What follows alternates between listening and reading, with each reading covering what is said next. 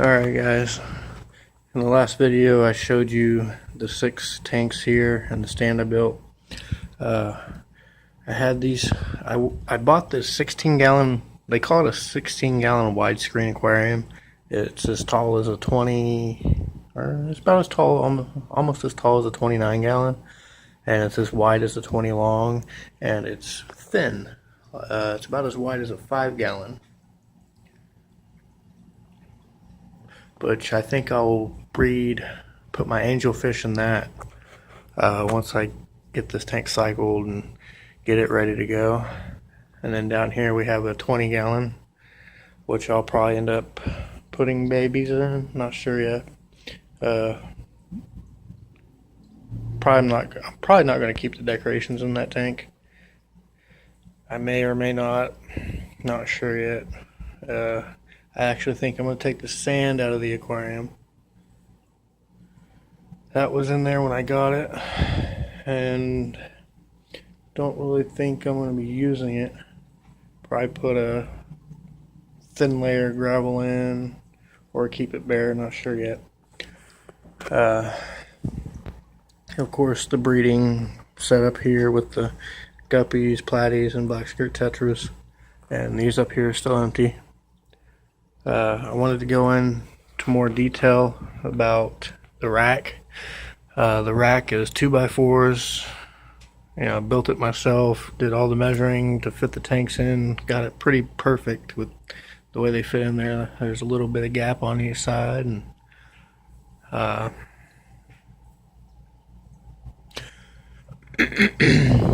each tank has its own heater. I've noticed the heaters don't come on a whole lot.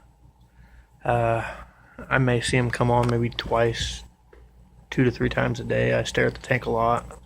So probably during the whole day they might come on 5 to 6 times to heat up the water.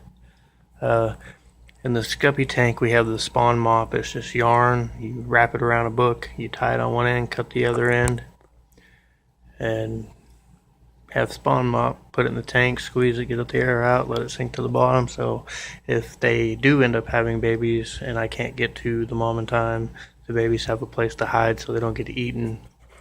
I'll be putting spawn mop in the platy tank too.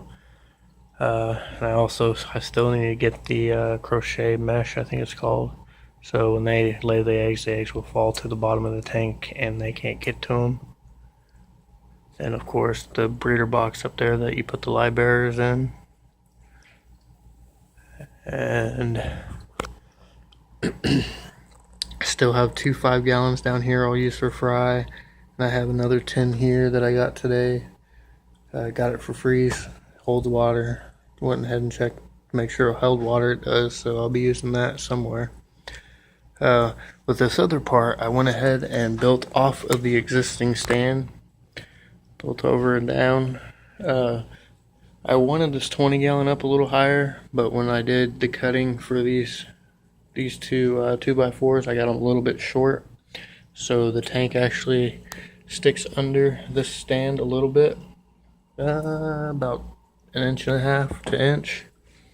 So I had to set it there. If you can see, there's not much of a gap here. Can't really get my finger in there, but that's alright, it works. I bought this 16 gallon aquarium up top here for $22 plus tax. It was a complete kit. I think it was a return. Not sure, but everything works great. It doesn't leak. You got the tank, the lid, the filter, heater, net, and the extra food and conditioner they give with you in the kit that I never use. The only thing it didn't come with was a thermometer. And then I wanted to show you the air pump, the Fusion 700 model. I have it sitting back here. Just a small piece of 2x4 that I screwed in